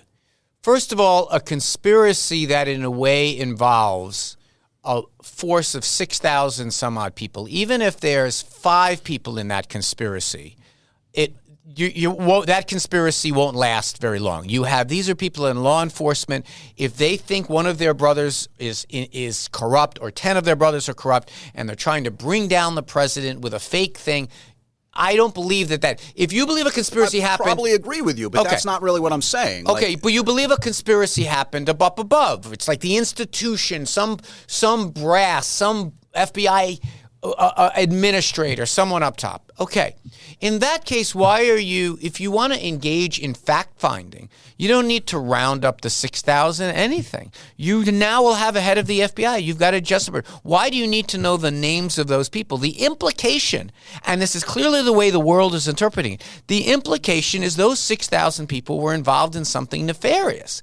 And I just don't think that they were. Even if you want to take all of these debunked things that you keep returning to, why wasn't the National Guard called, or whatever it is. The National Guard, even if they had been called, ultimately, you still had the fundamental problem that people were being called there to be violent. And that's what they did. Stop. They brought weapons. They conspired to come. They brought armaments. They brought bear mace, and they committed these crimes. How do I know they committed these crimes? Because the people that did the investigations, professional investigators, did the fact-finding, looked at the video, something you apparently never did, did the investigation, went into a trial. The opponents, the defense bar, said, but the National Guard wasn't called. And the jury heard it. And the judge heard evidence about that. Oh, but Nancy Pelosi, but Donald Trump told me to be there. All these defenses, all of them came up in trial. The door was open. They invited me. It's almost as if you think that you thought of something that 1,500 defense lawyers didn't think of. I certainly have not come up with any way to overcome The criminal justice a system. leftist Washington, D.C. judge completely stripping away Americans of their rights. And I have not come up with that solution to that. But no, let's just leave it at where it is. You're saying that these individual defenses kind of brought up aspects of January 6th that could be considered as weird or worthy of further investigation, and it didn't work for them in terms of getting out of prison or avoiding prosecution. So that means it's not true. That's fact-finding. That's certainly one way of looking at it. That's how we fact-find in crimes. Yes, okay. We did that. But there is going to be, thank goodness, a larger investigation of what happened on January 6th. So quickly shifting gears here, and he's Anthony Weiner. I'm James Flippin. This is The Left versus the Right. You wanted to talk about the recent news involving Donald Trump Jr. Well, let's do Pam Bondi first, just for a quick moment of this, just as I want to touch on this. One of the first things Pam Bondi, the new Attorney General, does when she gets into office, as she disbands the Office of Combating Foreign Influence in our government, in our elections. This was a huge problem in 2016. The Russians... Was it really? Yeah. You know who told me? Wait for it. Donald Trump's intelligence officers. They testified before Congress. Dan Coates, everyone else. What was the grand result of that whole investigation? Well, the grand result was that Donald Trump got the help of the Russians becoming president in 2016. Well, that's all. So you're just leaving out the nitty gritty of the fact that it was like getting 1,500 likes on a Facebook page. That's not what happened. They were systematically trying. Listen, can I ask you, are you in favor of Russian interference in our elections? No, I mean, of course not. But easy. It's an easy question. What are you supposed to do? Like stop the ability for some Russian company to buy Facebook ads or something? I mean, again, you could try to geofence the ability to buy electronic ads. Well, for one thing, the Justice Department should have people who are sitting at a desk all day trying to make sure it doesn't happen. Crazy idea, I know. Yeah. Shouldn't happen with the Chinese. We don't want that. That's the way espionage and foreign influence in elections is going on right now. If that's news to you, welcome to the world. Pam Bondi comes in and disbands that office. Why would anyone disband an office dedicated to stopping foreign influence? I have a theory. Let me know when you want to hear it. Go ahead. Their theory is they like foreign influence in elections because it helped them get elected. In 2016 or in 2024? Well, they were working for them in 16, 20, and 24. Donald Trump is the preferred candidate of Putin, according to not publicly. He said he wanted Kamala Harris to win. Well, have you watched RT recently? They loving it. Okay, Tulsi Gabbard's our guy, RFK's our guy, Donald Trump's our guy, and now Pam Bondi's our guy. Oh, is RFK accused of being I don't really know. I'm sure. I assume. I mean, why not throw him in there? The guy's on the wrong side of just about every issue. But the point I'm making is, if you believe, and it's common sense, it wasn't a hard question. We all got it. Even Eric perked up when I said it. Eric was agreeing. Yeah, he was nodding as well. I can't tell if he was nodding or just woke up. Nodding off, yeah. But the foreign influence in our elections, bad. People at the Justice Department who fight against it, good. Mm-hmm. But why we're going to eliminate that office? There's one obvious answer, unfortunately. Well, I mean, and of course, I would agree with you in the sense of like, why would we want to have the son of a sitting president working on a oil and gas company in Ukraine, and then the president or vice president at the time saying, "You better fire that prosecutor looking into my son, or else you're not getting $1 million." No, they weren't looking into the son. My God, you're screwing the story even more. It was looking up into the company that he worked for. No, he wasn't. Hold on. The prosecutor. Do you really not know the story, or are you just following the Jim Jordan Comey? What are you Comer talking thing? about? Go ahead. When the prosecutor that was in the entire European community and all of us, we all wanted that prosecutor out because he wasn't prosecuting. He was too close to these companies. We were trying to get someone tougher in there. Do you really not know that? The guy that they wanted fired, correct, was looking into Burisma. No, he was supposed to be. He was supposed to be the guy getting corruption out of the Ukrainian government and Ukrainian economy, except he himself was on the take. So the whole European community and our policy, Republican and Democrat alike, the Ukrainian caucus headed by Ron Johnson, said a letter, get rid of this prosecutor. So your argument, the argument that you're making right now is that I'm wrong in suggesting otherwise, that President Biden wanted Burisma investigated, and that's why he was mad. It wasn't Burisma. And This guy, the prosecutor, this guy Shturkin or whatever his name is. Whatever. He's also a goalie for the Rangers. Who knew? Yeah. He was universally, according to the Western world, part of the problem. I remember there being some sort of narrative surrounding that. The European Union wanted him out. The Republicans in Congress wanted him. He was seen as part of the corruption in the government. So get rid of this inspector. And yes, that inspector was supposed to be looking into all kinds of things. We said, we're not giving you guys any more money unless you get rid of this guy. But then it wasn't quietly or secretly or conspiratorially. Biden did it out loud because that was his job, was to try to go to foreign countries and get them to be less corrupt. But again, just to be clear, what you're saying is that Biden actually wanted Burisma investigated, and that's why he... Well, Burisma at the time, and this was going on concurrently, was trying to clean up their act by showing that they're more transparent. But here's the part that's absolutely true, which will transition into our next subject. They hired Hunter Biden because his name was Biden. Right. Now, Biden was not the president at the time, he was the vice president. But isn't that foreign influence in elections? Not in elections. It was somewhat foreign influence in elections. But I mean, ahead of time, after the time, he wasn't lobbying. It's buying influence. No, influence peddling, I'm going to call it 100% sure. There's no evidence that he ever lobbied. Hunter bribing, as we're saying. Well, there was never any influence that he was involved in lobbying or anything else. He never had a register in the Foreign Lobbying Act or anything. He traded on his daddy's name, Biden. Yeah, he was supposed to register with the Foreign Act, by the way. Well, he probably should have, and then there was that case involving California that kind of sort of traversed There was this whole investigation that looked into it, and he was not charged with that crime. That was a pretty easy one. If he had a file and didn't, they pretty much had him dead to rights. Same way around lobbying restrictions, but they didn't have any evidence he lobbied anybody. Long story short, I've been saying this for years. Hunter Biden, scummy, trading on his dad's name. I mean, it's not a good thing. Mm-hmm. When Bush kids did it, it was scummy. When this RFK Jr. has done nothing in his entire life except trade on Bobby Kennedy's name, he does noun, verb, and Bobby Kennedy in every sentence. So all I'm saying is now that Donald Trump is back in. His son-in-law raised billions of dollars being in the Trump family. His daughter raised a bunch of money getting trademarks from China. And now look at this. Trump Jr. is which Trump is it, by the way? It is Trump Jr. Trump Jr. is making millions of dollars by going on and being on the board of a medical company that has business with the country. I'm not trying to be purposefully knocking you off here, but is it disclosed what his salary is or compensation? I don't even know if it is. Okay. The point you said it. You said he's making millions. Oh, I don't. He's making money. So he's not doing offhand comment. No, he's not doing it for free. The point is he's getting wealthy doing it. Okay. I don't like it, but I'm not calling it the Trump crime family, and I don't hear where is the outrage about kids of the president working in the private sector. Well, but wait a second. I don't think it actually is per se outrage about kids working in the private sector. And what's so fascinating is this, when you sent the email over first kind of laying out some potential topics, this is not the one that I thought you were going to pick a bone with. Oh, because Lara going for Fox? No, I thought we might actually potentially have some common ground a little bit with the Eric Trump thing. What did he do? So he tweeted about the desire to, I don't want to get ahead of myself. No, but this is all in the category of family members enriching themselves. But there's nothing wrong with, like, for example, Donald Trump Jr. was a successful businessman before President Trump became president. Was, Tell me how. If you're not watching the video. Tell me how. Anthony's doing that sort of like leaning head, I'm like, really eyebrow now? raise. I'm giving the really now look. I mean, I don't know. I don't have the full story of his life in front of me. He hasn't. But I'm sure he was working in the private sector. As Rodney Dangerfield would say, on the family tree, he was the sap.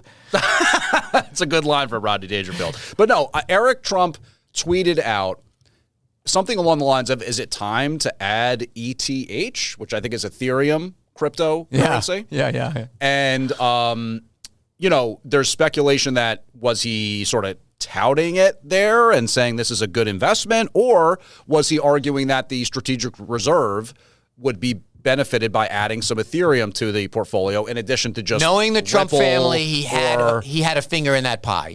Knowing you, it's not surprising that you would say that. And I'm trying to be fair and be a non-just MAGA Jim person here and say that I think you do have to be careful with some of that stuff. There's law out there that says if you're touting a cryptocurrency and it's because you're either being paid or I guess because of your investment position, you're supposed to disclose that. And of course, there's laws governing touting securities and is a cryptocurrency a security that gets all. Doesn't Melania have like a crypto, a meme coin where she's making money on transactions on meme coins? I think that they do. Yeah. Why? My only point is this. And this is going to be a theme the next year. Hypocrisy on the part of Republicans.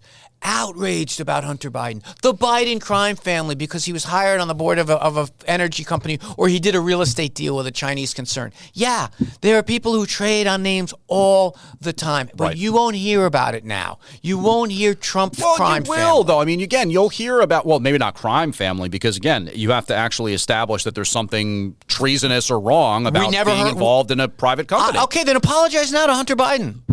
Because he was never found guilty of doing anything treasonous or wrong with a private company. Biden and the connection to both China and Ukraine is something that I can't really put my finger on or easily define in the same way that I can Donald Trump Jr. working for a healthcare board in the United States. What about healthcare that's supervised by HHS in his daddy's administration? That's even worse. But it's a private entity. Yes, that's what Hunter Biden was paid for. Private businesses. But my point is, it's all the surrounding factors that you seem to be ignoring, like the fact that it's Ukraine, the most corrupt nation on earth, one of them. You want me to come up with various things I can put into all of these things very easy. For example, the idea that these meme coins are being purchased by who? Oh, we don't know because it's anonymous. So it could be the Russians, it could be the Chinese, it could be the Saudis. We don't know. Sure. Yes, you can make things sound bad. Long story short, trading on daddy's name is the problem here, okay? And when you got rid of everything else, the Biden crime family was criminalizing private business deals that a family member of the president did. But can I just sort of put a pin in this really quickly? What's the only thing that Hunter Biden was ever actually convicted of or he was found guilty of filing a false report saying that he was not on drugs when he got a gun and not paying his taxes. Right. So I guess maybe the taxes thing you could argue somehow connects to the selling of influence and money that he made or whatever. No, he made a bunch of money and it was a drug addict. He didn't pay his taxes. And usually when that happens, someone calls you up and says, pay your taxes. You pay it back with a penalty. You go on your way. Right. So for all the kind of, aspect of scrutiny you're raising surrounding the so-called Biden crime family, a term that I'm really enjoying you using, they've never actually faced any problem. That's exactly right, because knuckleheads scream for the top of your lungs, but you didn't have anything Then why did James Biden get a preemptive pardon? Because you guys want to penalize Trump Biden people for doing something, and you rounded up 6,000 FBI agents. But you're prosecuting people for just doing their job. But by definition, you only pardon wrong. The word pardon means that someone did something wrong. I am not crazy about preemptive pardons, but now that we see what Donald Trump is doing, which is doing vengeance. And he's just going to create a crime out of thin air? Yep. Okay. That's a trick we haven't seen him pull off yet. That's why they're asking for the name of 6,000 FBI agents. They're going to do it to them next. If they create the new crime out of thin air of investigating January 6th, that's a new crime or something. You guys, your team used to respect the law and the Constitution. You don't anymore. You picked a convicted felon. That proves it all. Perfect transition to the concept of sanctuary city and sanctuary state and picking and choosing what laws. I know it's not here on the. Why are we going too long? Should we wrap it up? This is break. Eric, what are you new in business? This means keep going. This means break. I didn't see out of the corner of my eye. Fine. We'll kick Sanctuary City to the other side of the break. We also got to talk about Pete Alonso. We got to do some Super Bowl Sunday talk. And we are going to do sports. I dressed appropriately. Yes, Good. you did. And maybe, if there's time, the executive order concerning plastic straws. Oh, God. James Flippin on the right, Anthony Weiner on the left. It's the left versus the right on 77 WABC. Welcome back to the left versus the right. He's Anthony Weiner. I'm James Flippin, and this is a new 2-hour version. You can still get Anthony's podcast, The Middle Unplugged, and listen to me doing news reports throughout the week. I'm always on with Crazy Curtis at noon. And if you do listen to the podcast, the way we end these shows makes no sense. You're talking about the kick to yeah, we do. That we call it a from kick. Staten Island? No, a throw? We throw. Who's Frank? We throw to Vinny Medugno. No, he's from Staten Island, too. Who's Frank? Oh, Frank from Morano. Our friend from Staten Island. Oh, our friend. I think it said Frank, and it all made sense. No, the point is, Frank is also from Staten Island. And again, since I don't listen to the show on podcasts usually, when I do the throw at the end, rather clever throws to Vinny Medugno, if you're listening to the podcast, it makes no sense. It probably doesn't, but at the same time, maybe this we is don't just me care. being We're radio guys. Well, see, that's the thing, and I am a radio guy. We got to do good radio. So it also kind of makes me think that if I was randomly listening to the podcast and I didn't know, I would think that was just some like fun random person you'd made up and were saying. Yeah, that's right. Okay, it's we ran out of time. We're not going to be able to get President Trump on today. What is it? It's like Mrs. Like they're. Back in the 50s, there was a radio guy who had this mysterious person that he would refer to off scene. Right, right. Or like Rush Limbaugh with Snurdly. At the time, you never heard Snurdly. It was always just dead air, and he'd say, "What was that?" Right. But, we also were informed during the break, the lawyers came down. If Salas says anything on mic, he gets in the union. So we had to make sure he doesn't. He's got his union credits. No, he hasn't said it. That's why when we gestured him, he can't gesture back. He has to be totally mute. Exactly. All right, let's go. Okay, so Pam Bondi and the Department of Justice have sued the state of Illinois and the city of Chicago concerning Sanctuary City. We're going to have this congressional hearing. What's Sanctuary City? Sanctuary City refers to when the local police department, in essence, severs communication and interaction with federal immigration enforcement agents in a bid to insulate them from the issue of immigration, right? Like the argument is always that local cops want to be able to get witness statements and feel as though they're still protecting the members of the city, whether or not they're here legally or illegally from a migrant status perspective. And sanctuary is sometimes just kind of referred to in an overarching like political theory way. Sometimes it's actually codified. How are you using it? How's Pam Bondi using it? Does Chicago, maybe you know, and I'm actually admitting I don't know for sure, does the city of Chicago and the state of Illinois have a statute on the books like New York does? Saying I imagine they have a statute or a policy, but it's a policy to not do a thing. It's not a policy to commit a crime. It's a policy. I think when people refer to Sanctuary City, and here's I'm quasi making a point, but I'm also trying to learn this, is that people use Sanctuary City as if to say, we are a city where you can come and do illegal activity and we're going to let you, right? Well, in this context, very specifically, just the concept of illegally immigrating. Well, but people use it all kinds of different ways. Sanctuary City means we give you a credit card and we give you a bed and we give you a job and we give you health care. We're a sanctuary city. And I just want for this show, for this moment, for us to kind of define what our terms. What they're referring to in this is that when a city has a policy that police officers, when you go to roll call in the morning, you go out and you enforce Chicago law, you try to solve Chicago crimes, and you try to arrest people who violate those crimes. That's your job. And if the policy is you don't do other jobs, you don't do the job of immigration enforcement, you don't do the job of trying to figure out who's supposed to be here and not supposed to be here, you do the job of arresting bad guys that commit crimes against residents of Chicago.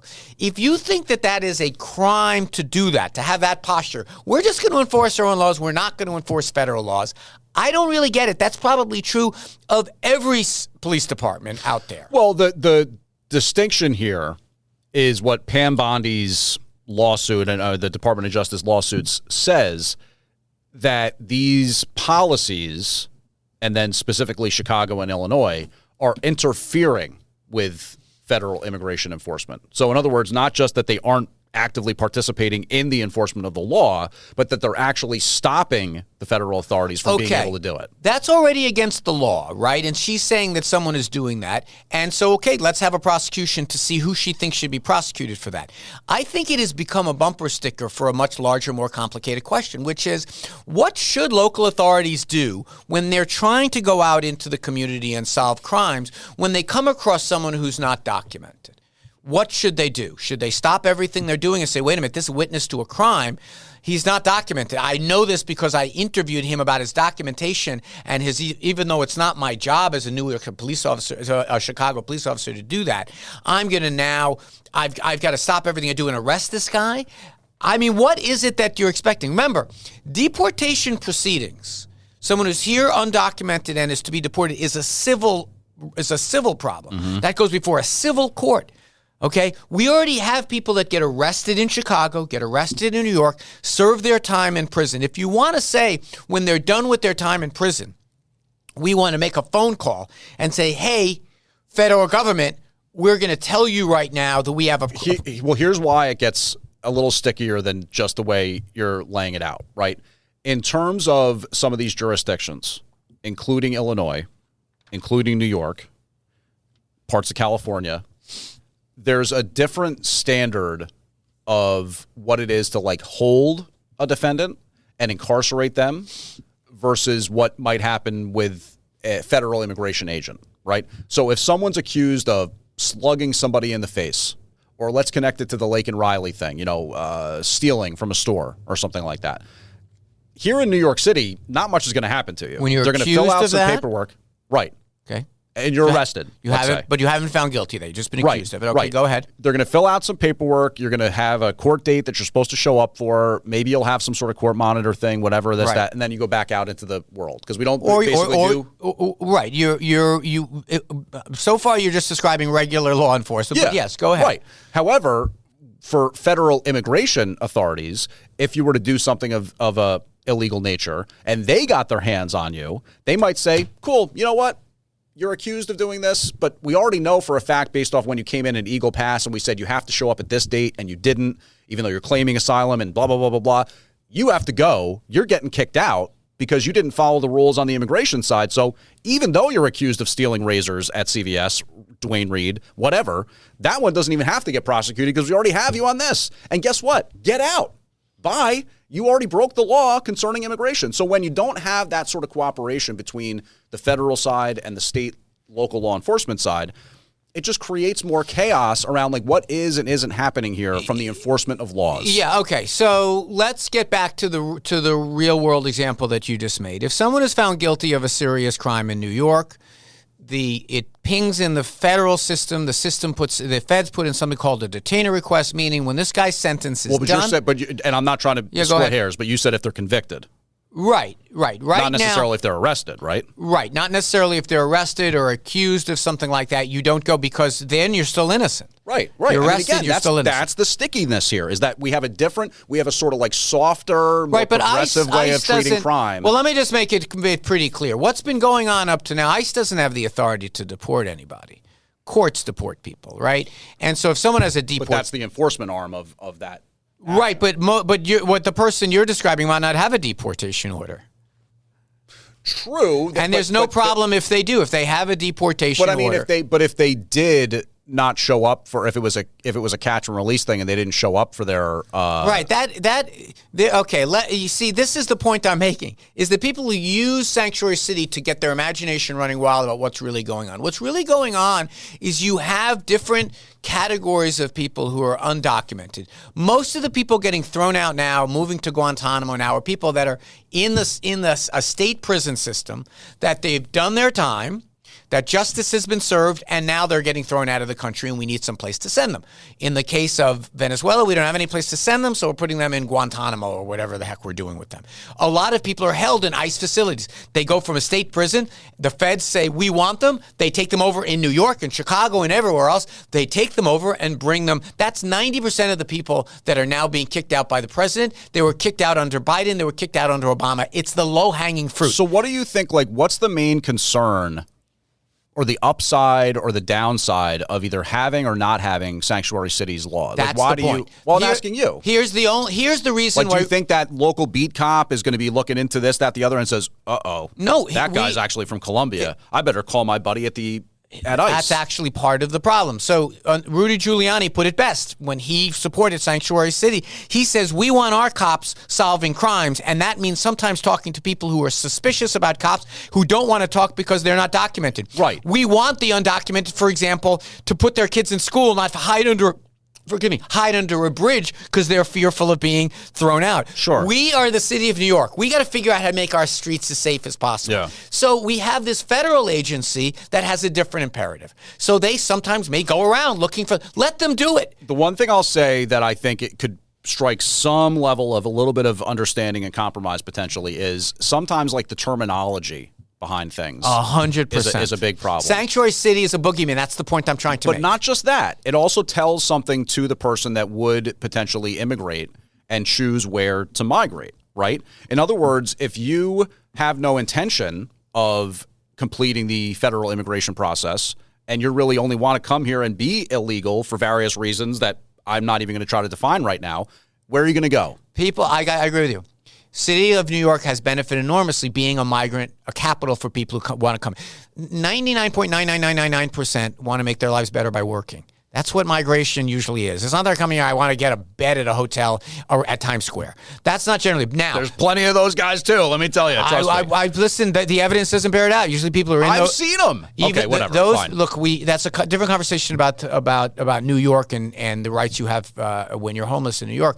But for the most part, yes, some localities have said it's in our interest to be seen as a place that's friendly for migrants to come because and some of those places, small dairy towns in Wisconsin, lean over backwards. The reason that a whole bunch of Uyghur Muslims live in Wisconsin is because that town said, we want to be welcoming because we need the workers. One of the things that, and this is not even the same exact thing, but it's adjacent to it. One of the things that you and I agree on is that there has to be serious crackdown, probably even a more stringent one on employers who look to But it's not just enforcement. Through illegal. We want, this is maybe, I don't know what your view is on this. We want migration. We want people to come here. Right now, you know what our immigration laws do? They lock people in rather than out.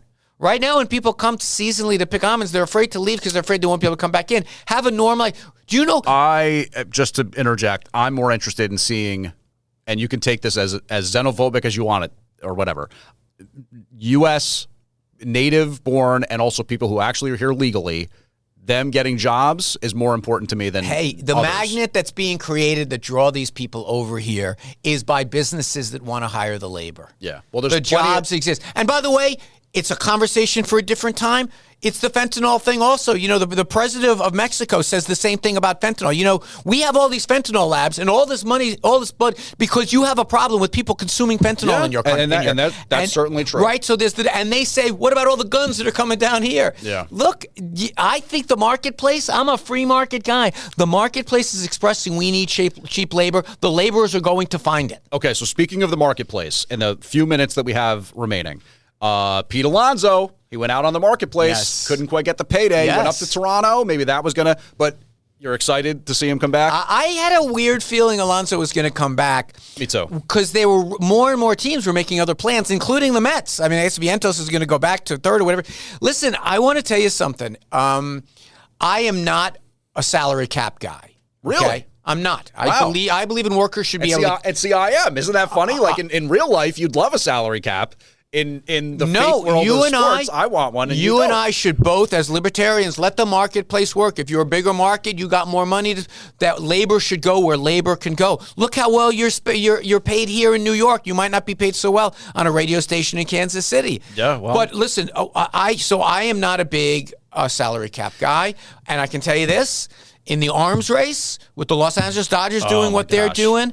And the other thing Talk is... about foreign influence with Japan. And you want to see something else. And it's usually, for those of us Met fans, we're usually watching the Yankees do this for the last 30 years. Yeah. Finally, it's us doing it. And a guy who has proven that he can do it in New York. Yes, he maybe had a lot of pressure on him last year and didn't have quite as good a year, but Alonso's a guy. All right, not much time left. Your pick for the Super Bowl. I really could care. I was saying to Jordan, Because you're a Jets guy, right? Yeah, I was saying to Jordan by the transitive property. Buffalo was beaten by Kansas City. Buffalo beat the Jets. Therefore, if Kansas City wins, I can argue the Jets are the third best team in the league. I don't know. Okay. But I guess I'm fascinated by the idea that a three-peat would be kind of amazing. And you know what? The best part about it is, no matter what, everybody wins. Because those dopey end racism signs are being pulled out of the end zone. Come on, Anthony, let's give it up for that. Everyone really wins if they stick around for Vinny Medugno coming up next. Larry Kudlow here with an urgent warning. While we celebrate Trump's historic win, inflation continues to drain your IRA and 401k, and China is now targeting your money with a kill shot on the dollar. That's why thousands of Americans are shielding their savings with gold and contacting the experts at Colonial Metals Group. Gold has protected American wealth through every financial war. For a free 2024 gold guide that explains everything, please go to freegoldguide.com/Kudlow or just call 800-621-3908. The experts at Colonial Metals Group are the only folks I trust to help you bulletproof your wealth with gold. Go to freegoldguide.com/Kudlow or just call 800-621-3908. That's 800-621-3908 for a free 2024 gold guide to learn how you can protect your life's work and if you qualify for a free home safe and up to $7,500 in free silver right now. Freegoldguide.com/Kudlow.